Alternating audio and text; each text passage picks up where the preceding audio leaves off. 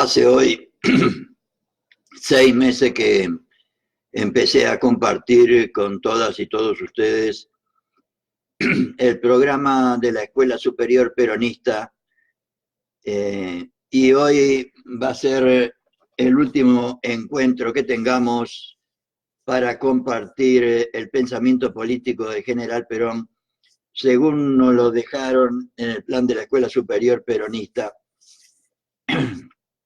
puesto que entiendo que el aporte realizado constituye no algo terminado, pero sí suficiente como para que cualquier compañero o compañera que quiera entender relativamente bien lo que es y significa el peronismo, lo pueda hacer. Por lo menos ha sido mi intención la de colaborar y cooperar con los compañeros y compañeras para la capacitación política, siguiendo el programa de la Escuela Superior Peronista, que cada día me convenzo más que es el que deberíamos nosotros instrumentar para el conjunto del movimiento nacional. Y hoy es 9 de julio, empecé esta tarea en Navidad de 2018, 24 de diciembre, y la termino hoy 9 de julio por casualidad, pero por tratarse de este día y pensando en el país y el problema principal del país y la solución principal que deberíamos asumir según el pensamiento político de Perón, considero que es la unidad, pero no la unidad de un grupito o de un sector sino la unidad, como dice Evita en Historia del Peronismo, uno para todos y todos para uno. Porque para Perón la unidad era la finalidad primera, y la finalidad suprema era la felicidad del pueblo y la grandeza de la patria. Y entonces se me ocurrió hoy compartir con los compañeros y compañeras a través del Facebook este texto de Evita en Historia del Peronismo. Hoy 9 de julio de 2019 es hora de uno para todos y todos para uno. El dolor de uno debería ser el dolor de todos. En eso el general Perón debe tener la esperanza, nos decía Evita, porque no podemos decir desgraciadamente que le podamos dar ya la satisfacción de haberlo logrado totalmente, de que todos los peronistas de buena voluntad vamos a proceder así y a formar a formar en nuestro corazón de peronistas auténticos la férrea voluntad de apartar de nuestro lado a todo aquel que haga trenzas, entre comillas, o que se sienta más importante de lo que es, para cumplir todos y todas con el ya histórico lema del general Perón: uno para todos y todos para uno. Creo que este mensaje de Evita es el más importante que deberíamos nosotros tener en cuenta en un día como hoy. Y como les decía, vamos a finalizar hoy estos encuentros siguiendo el plan de la Escuela Superior Peronista con la doctrina peronista en la parte tercera, la doctrina política interna de la nación, en los temas 6, 7, 8, 9 y 10, o sea, en los últimos temas que salieron en la revista Mundo Peronista, con la explicación de los distintos temas, de los 10 primeros temas referidos a la política interna de la nación. Entonces, vamos a compartir con ustedes el tema sexto, que habla de las organizaciones del pueblo. Y dice así el principio sexto de la política interna de la nación: el ejercicio del gobierno por el pueblo exige la participación en el mismo de las organizaciones sociales, económicas, políticas y culturales de la comunidad. Hay una virtud cuya práctica es fundamental para el auténtico conductor de pueblos, que por otra parte es la virtud peronista fundamental.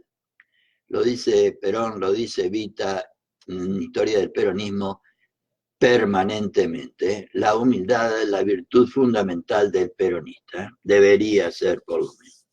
Porque también debe haber humildad en la conducción política. Una humildad por la cual el conductor sepa reconocer y sepa trabajar por la dignidad de quienes conducen. Porque el hombre y la mujer, para el peronismo, no solo es una dignidad, sino que es dignificable y fundamentalmente a través del trabajo. Dignidad de hombres libres y de pueblos libres. Y por esa misma humildad debe considerar como un deber el recurrir y aceptar la colaboración del pueblo en las tareas de conducción. Y al ejercer la conducción, debe preferir persuadir antes que mandar y ser obedecido. La actitud con la que el peronista debería encarar la tarea de gobernar. Insistimos en el deber de recurrir y aceptar la colaboración del pueblo. Tal es el deber que Perón se ha impuesto y que constantemente realiza. Tengamos en cuenta que esto lo están narrando los compañeros del primer peronismo en el año 1954, donde todavía vivía Perón, porque murió en 1974. En un 1 de julio, hace unos días, conmemoramos los 45 años, si mal no recuerdo. La cuestión está en dejar hacer al pueblo en forma orgánica, Y es lo lógico, porque para que el pueblo obre como pueblo y no como masa, tiene que obrar con sentido orgánico, o sea, organizado, con sentido organizado. ¿Cómo contar con la colaboración del pueblo sin conocer sus necesidades y sus intereses y sin dejarlo trabajar para satisfacer unas y otros? Son precisamente las organizaciones del pueblo quienes reúnen a los hombres y mujeres que cumplen una función social y quienes representan, por consiguiente, sus intereses comunes. El conductor, pues, debe recurrir a ellas no solo para que le hagan saber lo que el pueblo quiere y necesita, sino para que intervengan en forma activa y dinámica en la conducción de la comunidad. Miren ustedes, compañeras y compañeros, lo que deberíamos hacer los peronistas.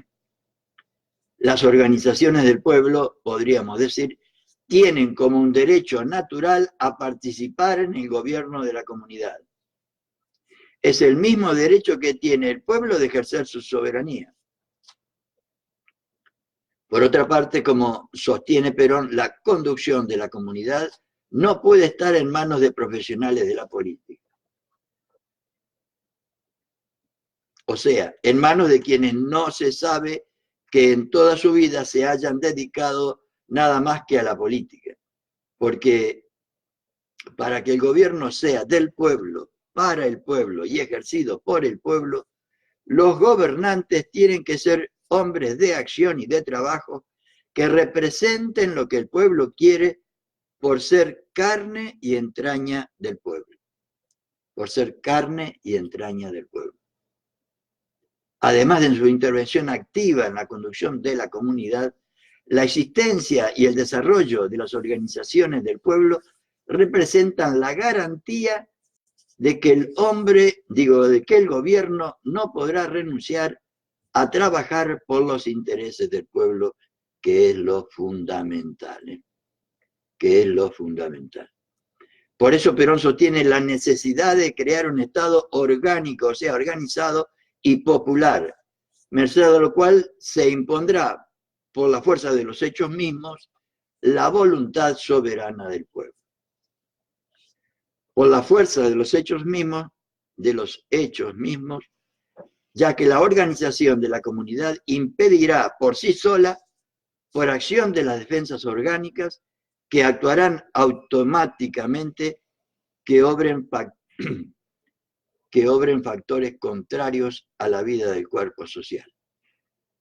Repito, por la fuerza de los hechos mismos, ya que la organización de la comunidad impedirá por sí sola, por acción de las defensas orgánicas, o sea, organizadas, que actuarán automáticamente, que obren factores contrarios a la vida del cuerpo social. La falta de organización de los trabajadores, por ejemplo, hizo posible que el capitalismo los explotara. Y la falta de organización, creo yo, y la falta de la capacitación política o la formación política de nuestros dirigentes, de nuestros militantes y del conjunto del pueblo, nos hicieron perder, en mi humilde opinión, las elecciones en 2015. Tarea que deberíamos reiniciar lo antes posible. Y yo humildemente, desde mi lugar, estoy tratando de subsanar lo que no hemos hecho. Por falta de organización de los trabajadores, por ejemplo, hizo posible que el capitalismo los explotara. Pero hoy, en la nueva Argentina de Perón, 1954 estamos hablando, ¿quién puede burlar al trabajo organizado? Y unido, como decíamos hoy, uno para todos y todos para uno. El dolor de un solo trabajador debería hacer mover al conjunto de todos los trabajadores y trabajadoras. Los trabajadores tratan hoy mano a mano con los empresarios, compenetrados unos y otros de su respectiva función social. Es lo que debería ser, ¿no?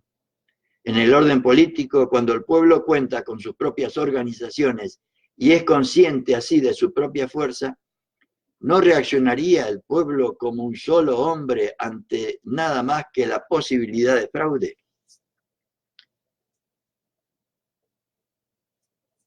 Qué importante sería que lográramos esto, como fue, por ejemplo, el 17 de octubre. El pueblo obró como un solo hombre ante la dificultad que se le presentó con el encarcelamiento de su líder.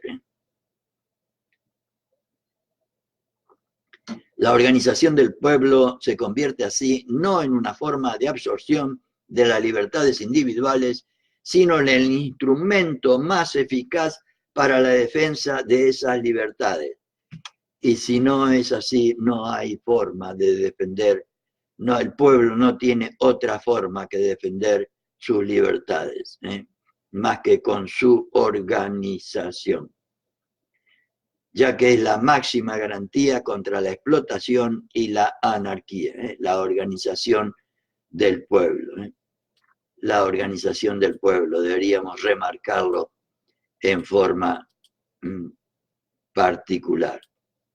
Y el hecho de que Perón haya sido el propulsor de la organización del pueblo prueba con toda evidencia la rectitud de sus principios y de sus intenciones, que no son otras que realizar, también lo vamos a remarcar, que no son otras que realizar un pueblo justo, libre y soberano. Repito, y el hecho de que Perón haya sido el propulsor de la organización del pueblo prueba con toda evidencia la rectitud de sus principios y de sus intenciones, que no son otras que la de realizar un pueblo justo, libre y soberano. Vamos a ver entonces el tema 7 de la doctrina política interna de la nación, que dice que las organizaciones del pueblo son auxiliares del gobierno. Las organizaciones representativas del pueblo en el orden social, económico y cultural son auxiliares indispensables para el buen gobierno del país si actúan atendiendo a los principios fundamentales de la doctrina nacional sobre la cual hablaremos en el último tema como broche de oro de todo esto que hemos compartido con ustedes. ¿Quiénes están en condiciones de representar al pueblo? Veamos ante todo qué quiere decir representar, palabra que usa mucho nuestra compañera Cristina, entendida como la capacidad de representar a otros en sus anhelos, en sus intereses, en sus necesidades. Que no es ni más ni menos lo que deberían ser diputados, senadores, intendentes, concejales, etcétera, etcétera, etcétera. ¿Quiénes están en condiciones de representar al pueblo? Veamos a ver qué quiere decir representar. Representar es actuar de tal modo que todo lo que haga el representante en ejercicio de sus funciones se tome como auténtica expresión de la voluntad de sus representados. Me estoy acordando de lo que nos pasó en el Congreso desde 2015 hasta casi ahora, y la verdad que me entristece soberanamente. No por mí, sino por las consecuencias que esa falta de representación real tuvo para el conjunto del pueblo. Porque representar es actuar de tal modo que todo lo que haga el representante, diputado, senador, gobernador, presidente, etcétera, en ejercicio de sus funciones, se tome como auténtica expresión de la voluntad de sus representados. Podría parecer que el representante carece de voz propia y que es simplemente el conductor a través del cual se hace sentir la voz y se hacen pesar los intereses de quienes representan. Pero, y esto es muy importante, el que ejerce una representación no puede ser un elemento pasivo, muy por el contrario. Tiene el deber, como hombre o mujer, de consustanciarse con la causa que representa. Qué distante estamos, compañeras y compañeros, de la realidad actual de la República Argentina, lamentablemente. De ahí la importancia de conocimiento de estos temas, porque nadie quiere ni valora lo que no conoce.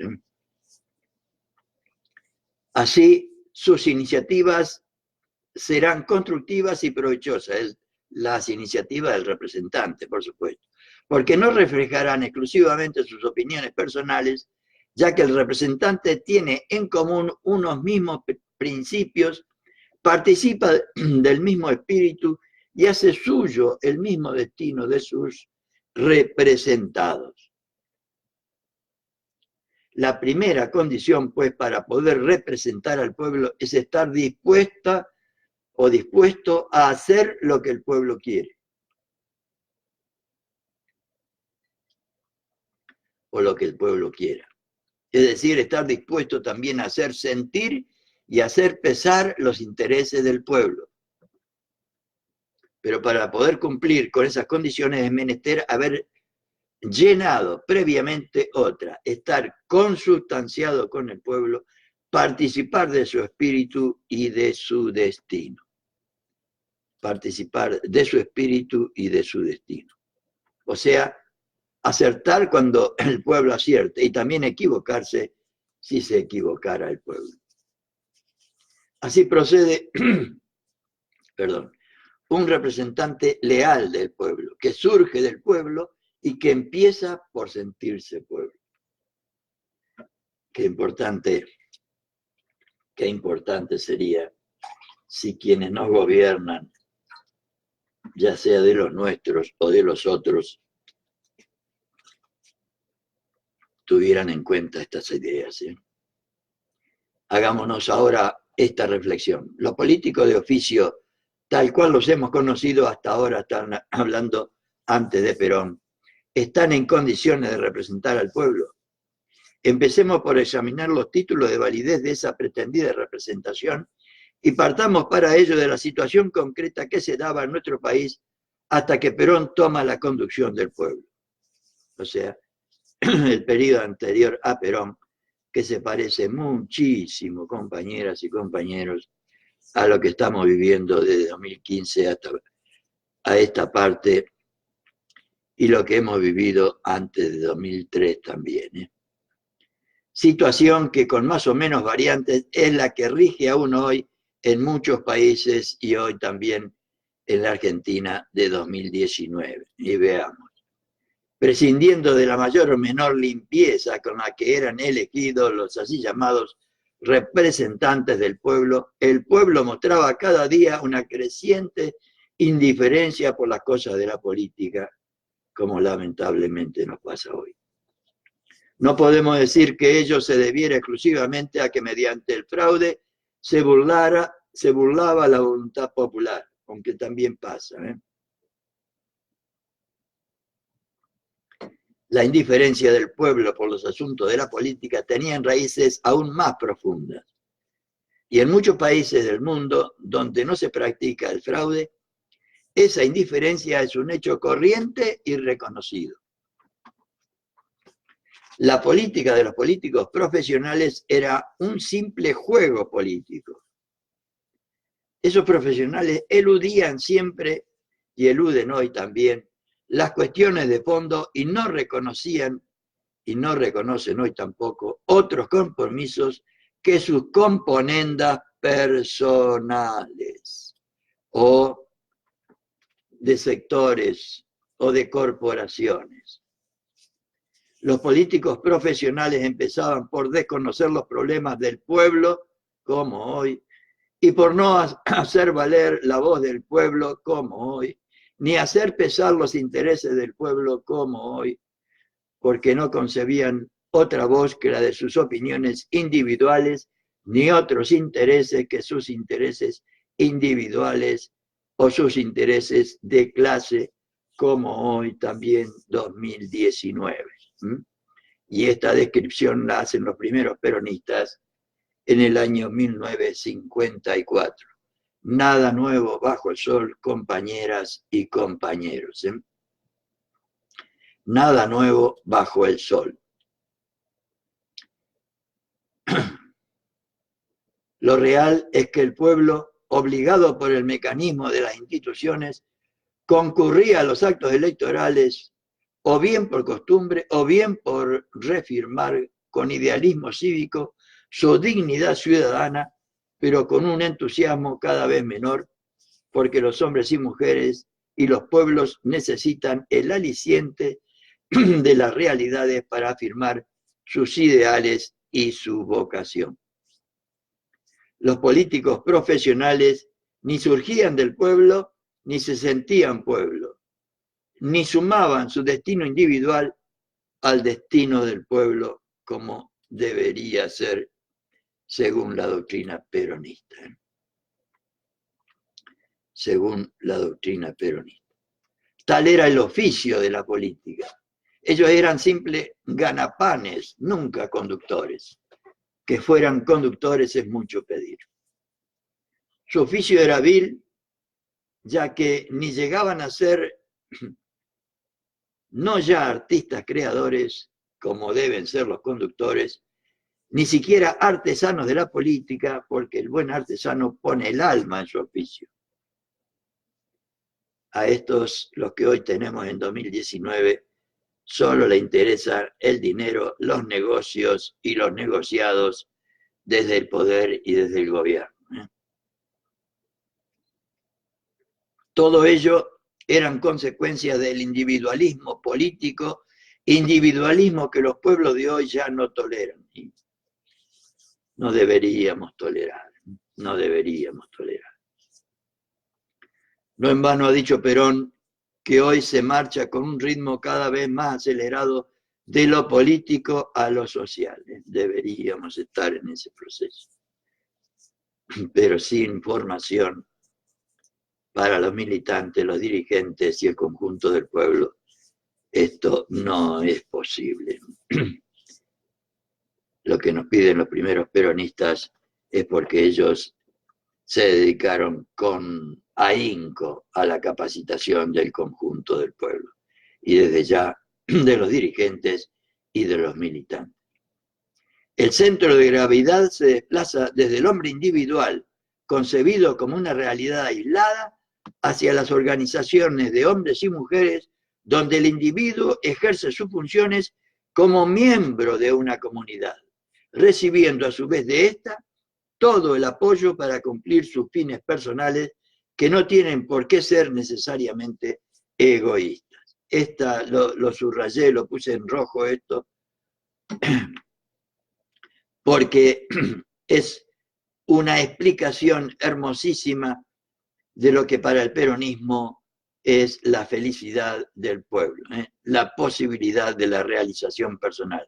Lo repito, el centro de gravedad que se desplaza desde el hombre individual, concebido como una realidad aislada, hacia las organizaciones de hombres y mujeres, donde el individuo ejerce sus funciones como miembro de una comunidad, recibiendo a su vez de ésta todo el apoyo para cumplir sus fines personales, que no tienen por qué ser necesariamente egoístas. Las organizaciones son verdaderamente representativas del pueblo en cuanto que agrupan a hombres y mujeres que cumplen unas mismas funciones en la comunidad, sean trabajadores manuales, artistas o intelectuales. Y lógicamente, los hombres que cumplen unas mismas funciones tienen unos mismos intereses.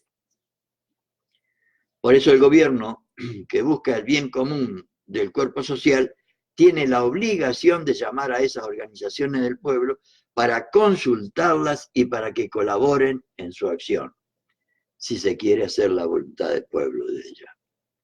Solo así el gobierno podrá hacer lo que el pueblo quiere, ya que no se trata simplemente de gobernar para el pueblo, sino de gobernar con el pueblo, con el pueblo. El gobierno, por otra parte, en su alta tarea de conducción, como lo indica el mismo concepto de conducir, es decir, de llevar juntos a todos los hombres y mujeres que integran la comunidad hacia objetivos también comunes, tiene el deber de coordinar armónicamente las funciones políticas, sociales, económicas y culturales que cumplen los hombres y las mujeres. Así el conductor podrá realizar la comunidad, que no es otra cosa que realizar la unidad en común de diversas funciones humanas dentro de un conjunto orgánico. Aludimos al principio a la necesidad de que los representantes del pueblo debían sentirse pueblo, y con ello quisimos decir que debían hacer suyo el espíritu y el destino del pueblo. Por consiguiente, las organizaciones representativas del pueblo deben vivir la vida del pueblo. Es así nomás. Las organizaciones representativas del pueblo deben vivir la vida del pueblo. Y ello no puede lograrse si no tienen la misma alma que el pueblo. Pero el espíritu, el destino y el alma del pueblo no son otra cosa que la doctrina nacional. No son otra cosa que la doctrina nacional. Porque la doctrina nacional es lo que el pueblo quiere y porque no es un simple enunciado teórico. La doctrina nacional es expresión de la filosofía de la vida del pueblo de Perón. Mejor dicho, interpretada por Perón. La expresión de la filosofía de la vida del pueblo interpretada por Perón. En ella confluyen pensamiento y vida. Es todo un pensamiento vivo. Se está refiriendo a la doctrina, por supuesto. El pensamiento vivo como el hombre mismo, es decir, pensamiento que se realiza, espíritu que se encarna, concepción indisolublemente unida a la acción, voluntad puesta al servicio de un gran objetivo de realización, que es realizar al pueblo para realizar al hombre y a la mujer.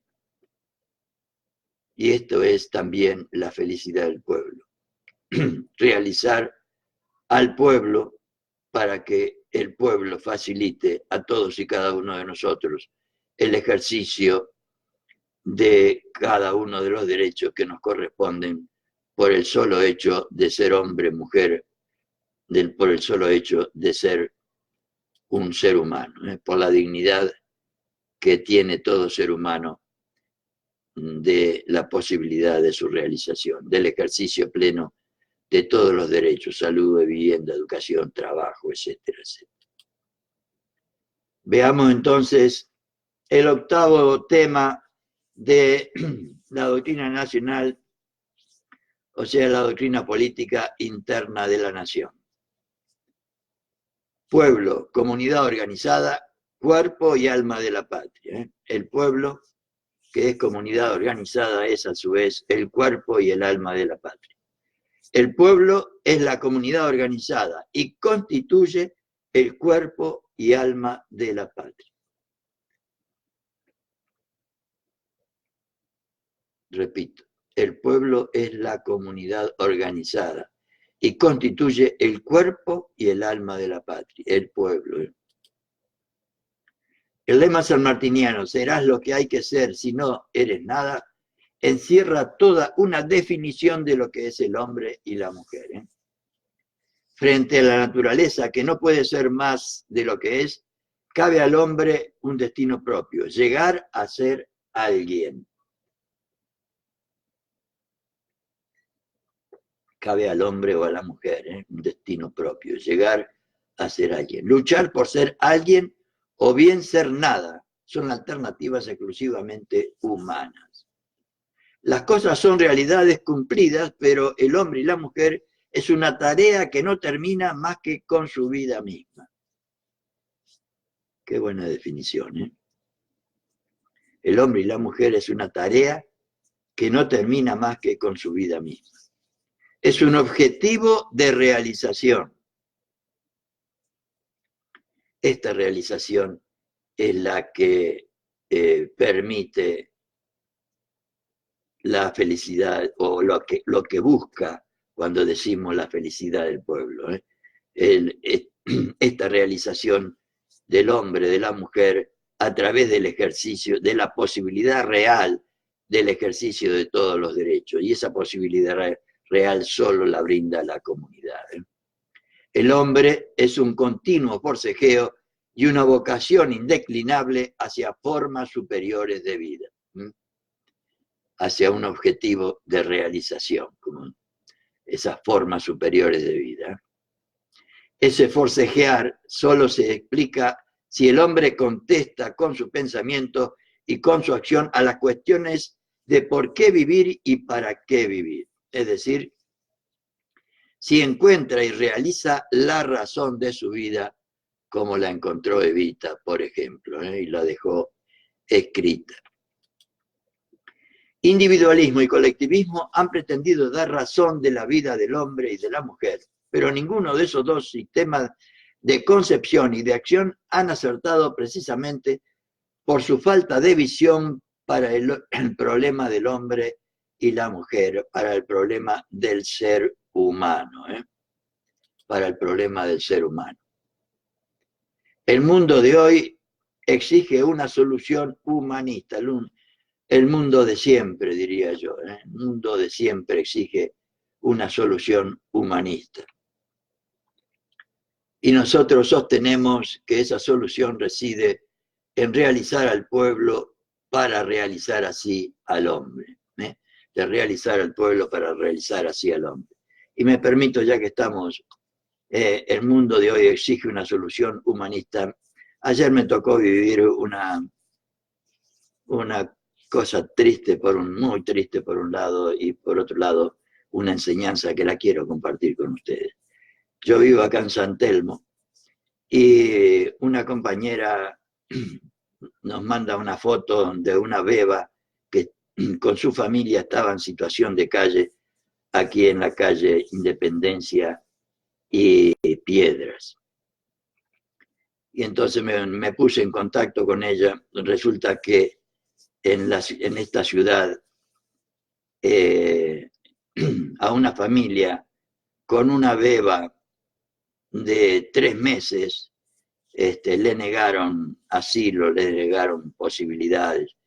Y con los compañeros nos enteramos de que esta familia era de La Matanza, y entonces nos pusimos en contacto con compañeros de La Matanza, y primero vinieron los compañeros de allá de La Matanza, se llevaron a la abuela con la madre de del bebé o de la bebé, le buscaron una casa, fueron a la municipalidad, la municipalidad le garantizó, porque, a ver, se habían quedado en situación de calle porque la abuela de la beba se había quedado sin trabajo y, por supuesto, no podía pagar el alquiler y pretendieron, se fueron a la calle por esa. Entonces, la municipalidad de La Matanza le garantizó 6 meses de pago del alquiler. Cuando nos enteramos que ya consiguieron lugar para estar, diríamos, en donde habían alquilado antes, yo la llevé con el coche y otra compañera a un pibe de 22 años y un chiquito de 11 o 12 años. Y cuando llegamos allá, la gente de la municipalidad le trajo lo que yo vi, 4 colchones. Después le trajeron comida para que sean en esa noche o sea, 2 porciones de milanesa con papa frita, y 2 porciones de puré, ¿cómo se llama eso? De carne con puré. Vino la ambulancia de la municipalidad para atender a la beba, en un lugar muy humilde, en un lugar muy humilde de calle de tierra. La llevaron a la beba al hospital infanto juvenil, creo que es allá en La Matanza. Vino el encargado, el inspector de zona del Ministerio de Bienestar Social de La Matanza. La diferencia, le estoy contando esto para marcar la diferencia entre un gobierno insensible e inhumano, casi de monstruos, que dejan a una familia tirada en la calle, sin posibilidades de recuperación, y la otra actitud humana. Un mundo de hoy exige una solución humanista, y nosotros sostenemos que esa solución reside en realizar al pueblo para realizar así al hombre y a la mujer, ayudar a realizarse y a salir de una situación desastrosa como la que estaba esta pobre gente. ¿Por qué esa falta de visión del individualismo? Porque trabaja con una imagen ficticia del hombre. No le interesa el hombre ni la mujer a esta gente. Son sus relaciones con los demás hombres, el momento histórico en que vive, el marco social en que actúa, las que marcan el cauce de la acción individual, que no es nunca una acción aislada. No es nunca una acción aislada.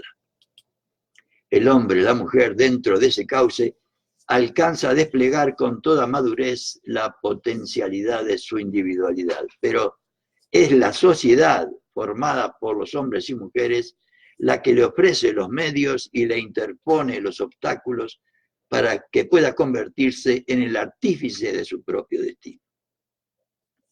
Los actos específicamente humanos, los sentimientos, el amor y hasta el lenguaje, son actos sociales que exigen la comunión del hombre y la mujer con el hombre y la mujer. La misma sociedad que es ausencia del compañero o compañera es ella misma un acto social. Por eso, precisamente, puede doler. ¿Por qué? Precisamente por eso puede doler. ¿Por qué esa falta de visión del colectivismo también por otro lado? Porque olvida que cada uno de los miembros de la sociedad tiene vida propia y por lo tanto objetivos propios que si bien se realizan dentro del marco social, tienen sentido por sí mismos. Tanto sentido cuanto lo tiene la dignidad del hombre y la mujer. Es necesario reconocer, pues, en el hombre y la mujer su doble condición de hombre y mujer social, no de un individuo aislado, y de hombre y mujer individualmente dignos, no de número sin valor de una colectividad que todo lo justifique por sí misma. La doctrina peronista resuelve la aparente contradicción entre el hombre y la comunidad, ya que no concibe que un hombre o mujer pueda realizarse en una comunidad que no se realice también. Nadie se realiza en una comunidad que no se realice. Por ello, realizar la comunidad es un deber de humanidad. Y los que no lo hacen son inhumanos, como los que hoy nos gobiernan en la ciudad de Buenos Aires. Ayer lo comprobé con todas las letras. Porque la comunidad es quien puede hacer triunfar o provocar la derrota de la mayor de las causas, el hombre y la mujer mismos.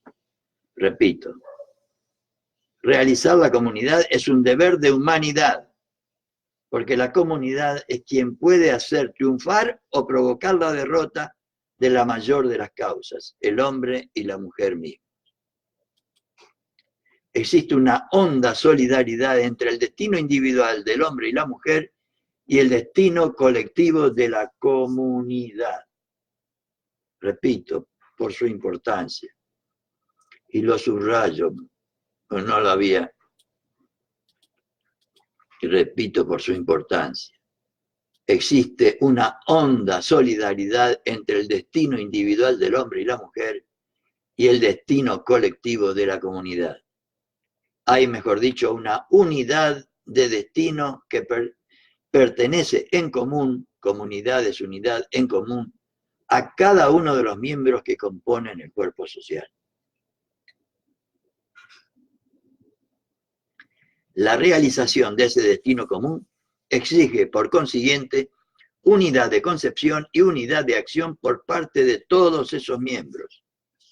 Por consiguiente, el cuerpo social debe poder actuar como un solo hombre, en el sentido de metafórico.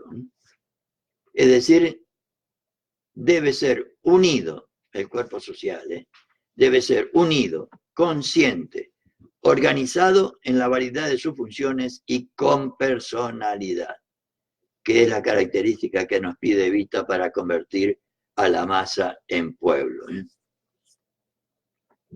Cuando una masa, o sea, un pueblo es unido, consciente, organizado en la variedad de sus funciones y con personalidad, como fue el pueblo del 17 de octubre.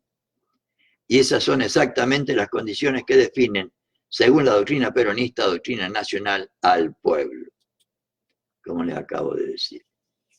Pero para que el pueblo actúe como un solo hombre, no obstante la diversidad de las funciones que desarrollan los miembros que lo integran, debe haber organización.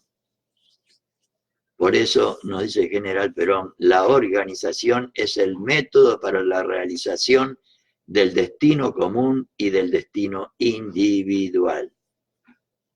Repito, la organización es el método para la realización del destino común y del destino individual. Sin organización no hay ni uno ni otro. La deducción es entonces clara. El pueblo es la comunidad organizada. Dijimos que el pueblo se caracteriza por obrar como un solo hombre y que el pueblo es la comunidad organizada. Ahora bien, la comunidad organizada, según la doctrina peronista, está compuesta por el gobierno, el Estado y además del pueblo. El gobierno, el Estado y el pueblo. Pero pensemos que de acuerdo con la doctrina peronista, solo el pueblo tiene vida propia frente al gobierno y al Estado. Por consiguiente, estos dos últimos reciben su vida del pueblo y forman una sola unidad con él.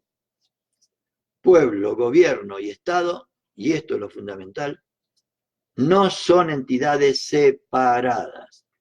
El pueblo es como un solo hombre y el gobierno representa la voluntad del pueblo al tiempo que el Estado es el instrumento que ejecuta esa voluntad.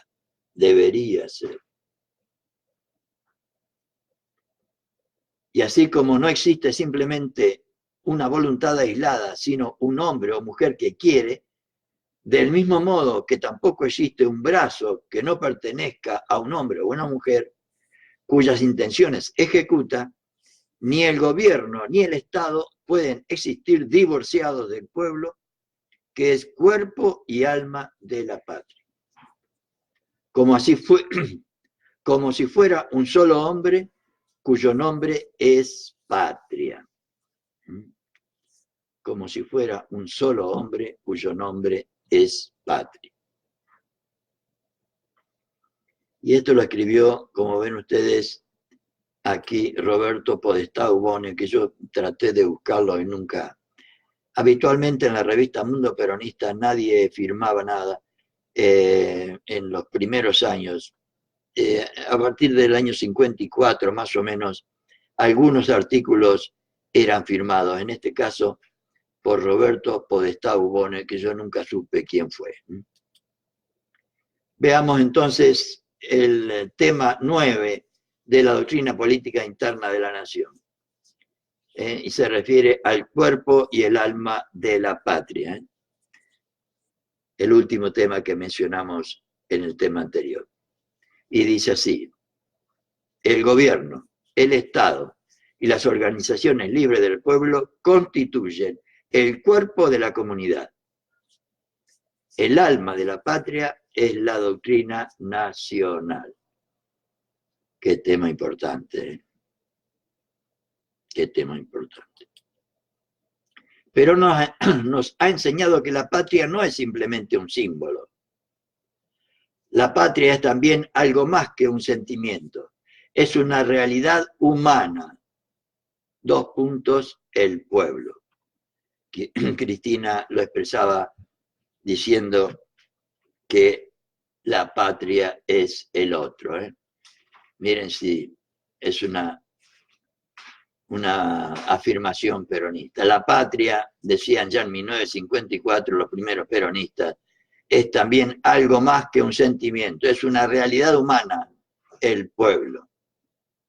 La patria es el otro. Las realidades no son tan solo realidades materiales, cosas que tienen determinadas dimensiones. Hay realidades espirituales tan vivas como las materiales. Una de esas realidades espirituales es el pueblo. Miren ustedes, yo este concepto no lo había internalizado. Una de las realidades espirituales es el pueblo, que no es ni un símbolo ni una ficción. El pueblo es una realidad vivida que todos los que se sienten pueblo y obran con conciencia de pueblo. Perdón. El pueblo es una realidad vivida por todos los que se sienten pueblo y obran con conciencia de pueblo. El pueblo vive en sus hombres y mujeres. Existe un alma del pueblo. Y esa alma del pueblo hace que todos sus miembros actúen como un solo hombre. El pueblo se conduce como un solo hombre porque es unido, consciente, organizado y con personalidad propia. Eso es pueblo. Cuando está unido, tiene conciencia política y social, tiene organización política y social y tiene personalidad propia. Como un hombre, el pueblo que por tener personalidad propia tiene un destino propio, que da sentido y razón de las circunstancias porque atraviesa, al modo de una huella que solo él pudo marcar, tiene un cuerpo que emplea como instrumento como herramienta para realizarse. El pueblo se organiza para vivir y cumplir con su destino y su vocación de pueblo. Repito, el pueblo se organiza para vivir y cumplir con su destino y su vocación de pueblo. Esto es, se constituye como comunidad organizada. Se organiza para vivir y cumplir con su destino y su vocación de pueblo. Eso es comunidad organizada. Los miembros del cuerpo del pueblo que se ha constituido como comunidad organizada son el gobierno, el Estado y las organizaciones libres del pueblo. Cada uno de esos miembros tiene su función específica dentro del cuerpo del pueblo. El gobierno desarrolla una función conductora. Busca el bien común del pueblo, su felicidad y su grandeza. Debería. El Estado es el cuadro auxiliar de la conducción de gobierno. Debería también. Es el medio que emplea el gobierno para ejecutar sus designios, que no son otros que los que el pueblo quiere. Las organizaciones libres participan a su vez en el gobierno y aseguran el ejercicio del gobierno por el pueblo, ya que representan sus intereses reales en el orden social, económico, político y cultural. Gobierno, Estado y organizaciones libres son partes de un solo pueblo. Son miembros de un mismo cuerpo con una misma alma. Y esta comparación que hacen los primeros peronistas de traspolar a realidades, mejor dicho, tomar al cuerpo humano como modelo de organización y traspolarlo a otros elementos o a otras circunstancias para entender, para que podamos entender mejor el sentido, el significado, la importancia que las cosas tienen. Esto se basa en que Perón siempre tomó a la realidad y mayor y mejor realidad para que nosotros entendamos que nuestro cuerpo no existe.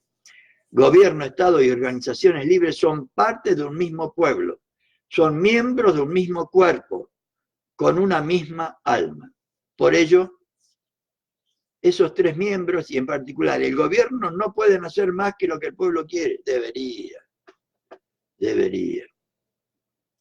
El gobierno, que tiene la responsabilidad de la conducción con la participación de las organizaciones libres que le hacen llegar las inquietudes y le hacen conocer los intereses del pueblo, representa la voluntad del pueblo. Debería.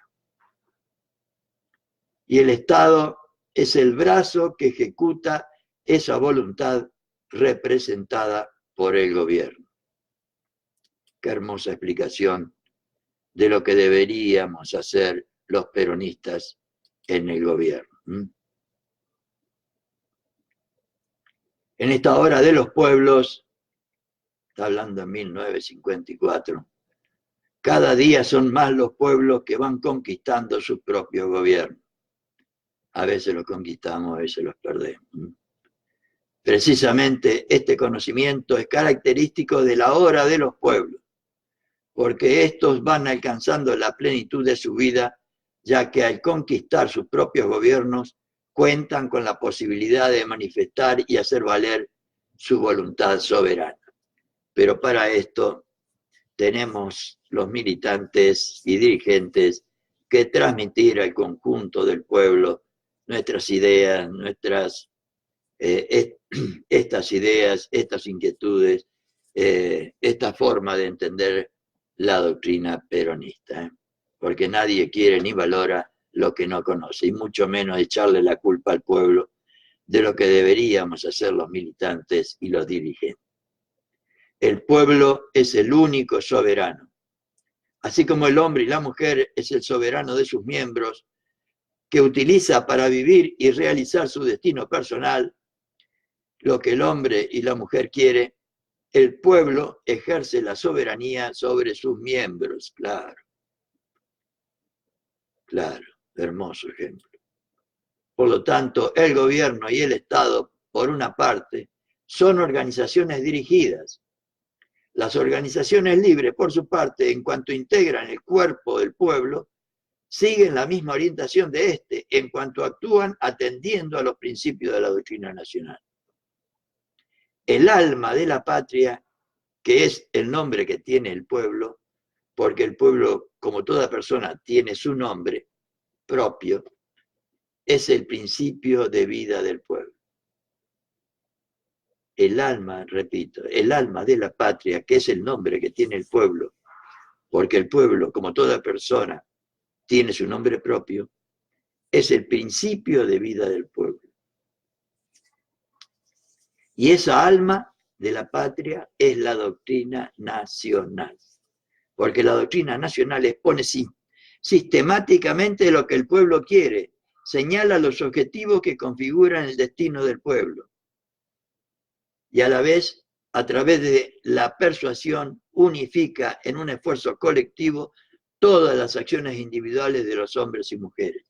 Pero esta doctrina nacional deberíamos nosotros transmitirla a todos y todas los integrantes de nuestro pueblo, empezando por los militantes, las y los militantes, las y los dirigentes de nuestro movimiento. La doctrina nacional es el principio que asegura unidad de concepción para que después pueda haber unidad de acción. Cumple, por consiguiente, la misma función que cumple el alma en la vida individual, porque el alma es la armonía que coordina a miembros diversos para cumplir una misma función. Qué hermoso ejemplo también. Que el cuerpo viva, que viva para algo, para realizar su vocación y su destino. Qué hermosa comparación entre la realidad humana y la realidad de nuestro pueblo. Y vamos a ver entonces el último tema de esta noche y de este periodo que comparto con ustedes de 11 a 12 de la noche para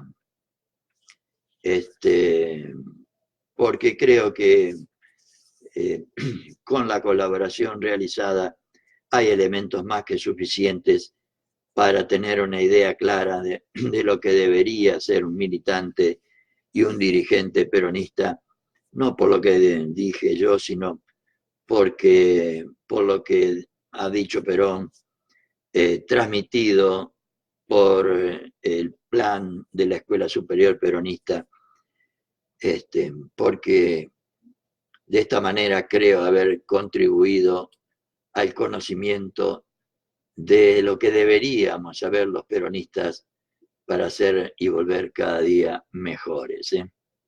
Y vamos a ver el último tema, y realmente es un tema central y de fundamentalísima importancia. ¿Qué es la doctrina nacional? La doctrina nacional es el conjunto de los principios fundamentales cuya unidad de concepción promueve la unidad de acción, base indispensable de la unidad nacional. Y tengamos en cuenta que la unidad nacional para Perón es la finalidad primera.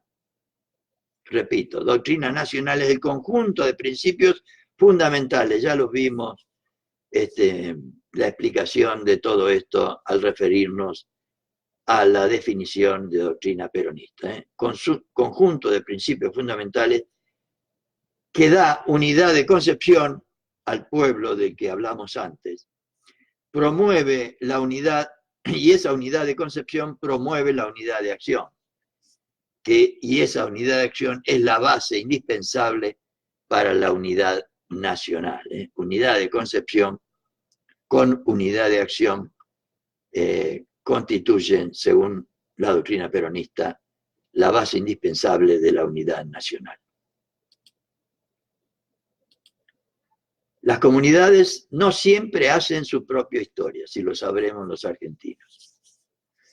La historia no es otra cosa que la vida misma, y no siempre las comunidades son dueñas de su propia vida, como nos pasa hoy en la República Argentina, 9 de julio de 2019,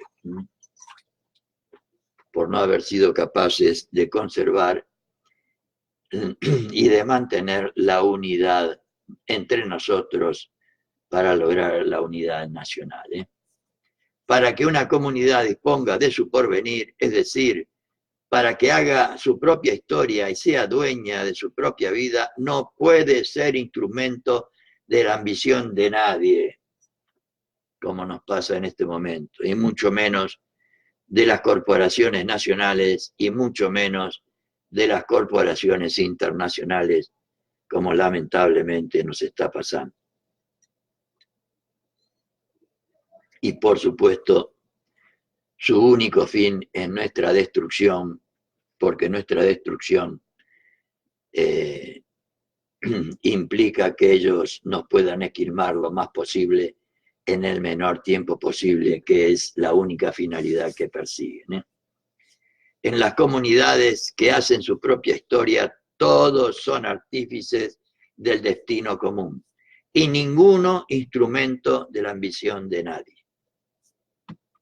Y ninguno instrumento de la ambición de nadie. Las comunidades que hacen su propia historia son los pueblos. Por eso Evita nos dice que debemos transformar a la masa en pueblo.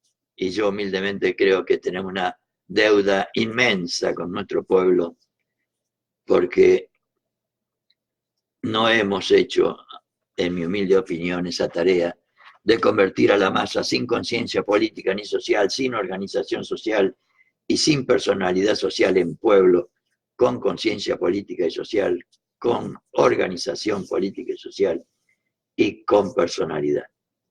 Porque solo los pueblos tienen personalidad y con ella la capacidad de hacer valer su voluntad soberana. Solo los pueblos, solo los pueblos. De ahí la importancia de la transmisión de estas ideas y de estos valores. Los hombres y mujeres que se sienten pueblo tampoco son instrumentos de la ambición de nadie, y todos son artífices del destino común. Saben dejar de lado sus aspiraciones aisladas y personales para vivir un anhelo de pueblo. El imperativo de sus vidas individuales no es otro que el imperativo de la hora del pueblo. Su destino individual se une al destino de su generación. Es lo que deberíamos hacer todos. En los momentos decisivos de la historia de los pueblos, cuando se trata de ser o no ser, no hay vocación más fuerte que la vocación del pueblo. La fuerza del pueblo es avasalladora. La fuerza del pueblo es avasalladora. Caiga quien caiga y cueste lo que cueste. Debería ser así si fuéramos uno para todos y todos para uno. Como le recordé esta frase de Evita, que en Historia del Peronismo. No importa que los hombres y mujeres que integran el pueblo sean muchos hombres o mujeres. Importa que exista un alma colectiva que una a todos esos hombres y mujeres. Y que así actúen como un solo pueblo. Uno para todos y todos para uno. Es decir, como un solo hombre. Repito, uno para todos y todos para uno. Solo eso significa negar la dignidad individual. Eso no significa negar la dignidad individual de los hombres que integran el pueblo. Por el contrario, la renuncia generosa y leal hacia el propio pueblo ennoblece al individuo que es libre y que está persuadido de su deber al pueblo. El alma colectiva del pueblo, que es la patria misma, es la doctrina nacional.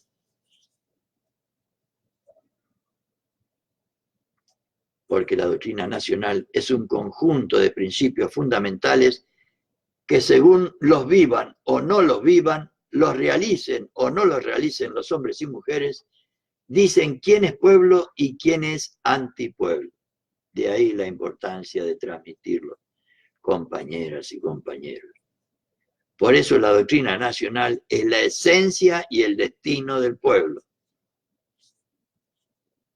La doctrina nacional une todos los esfuerzos individuales en un solo esfuerzo colectivo. Otra forma de decirlo muy hermosa. La doctrina nacional une todos los esfuerzos individuales en un solo esfuerzo colectivo. Así la multitud de los hombres y mujeres que componen el pueblo obran como un solo hombre.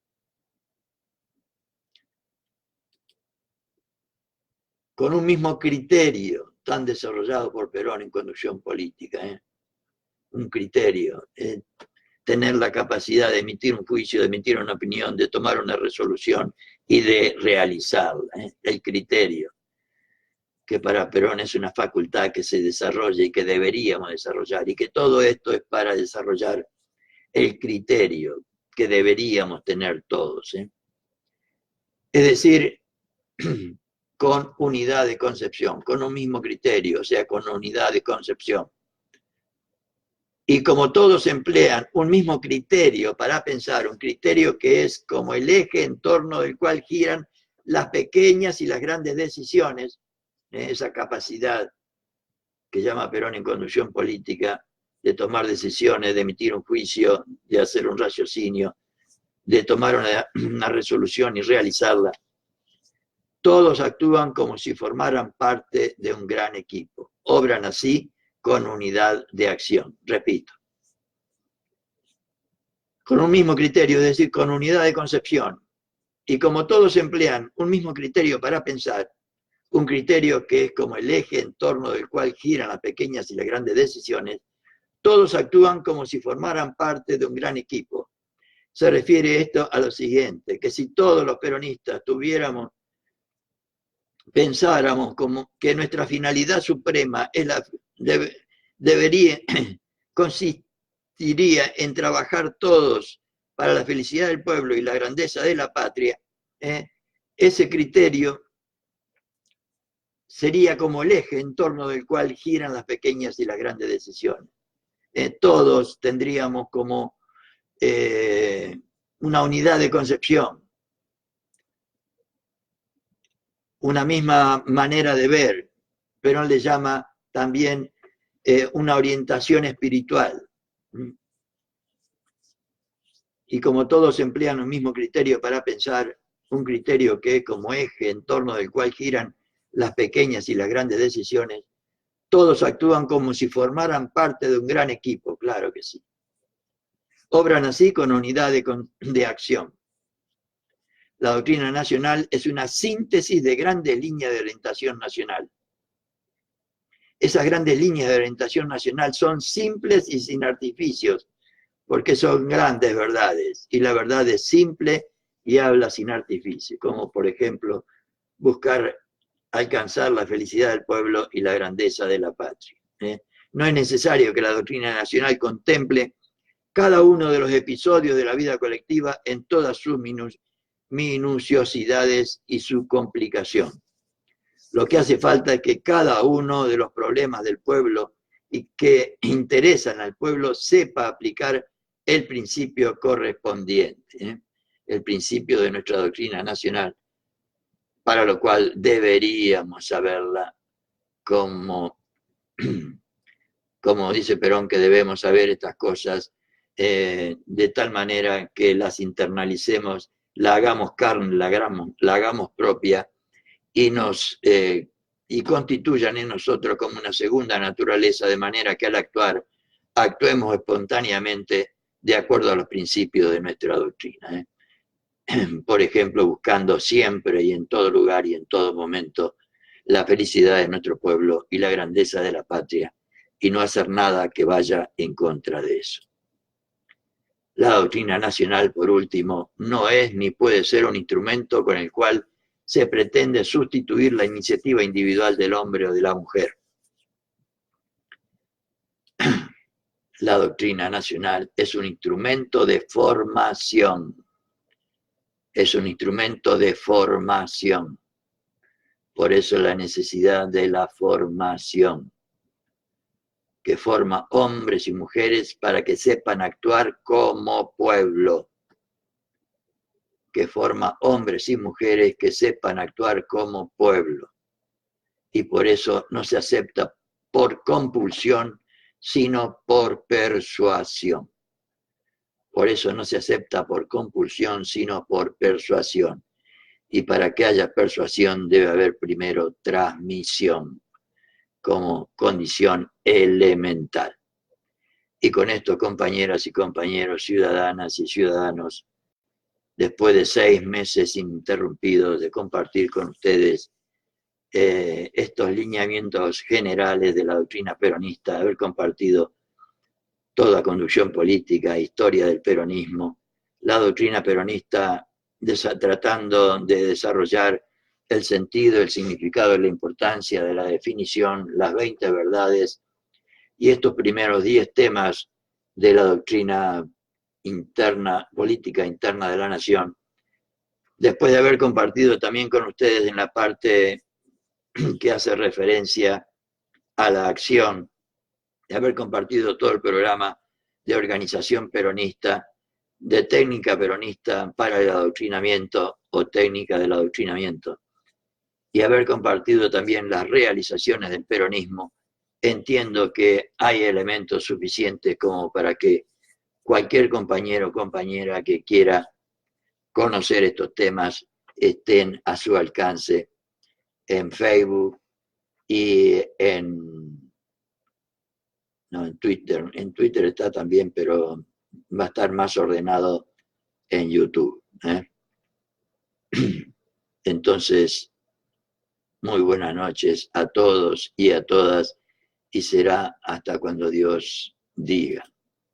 Muy buenas noches, compañeras y compañeros.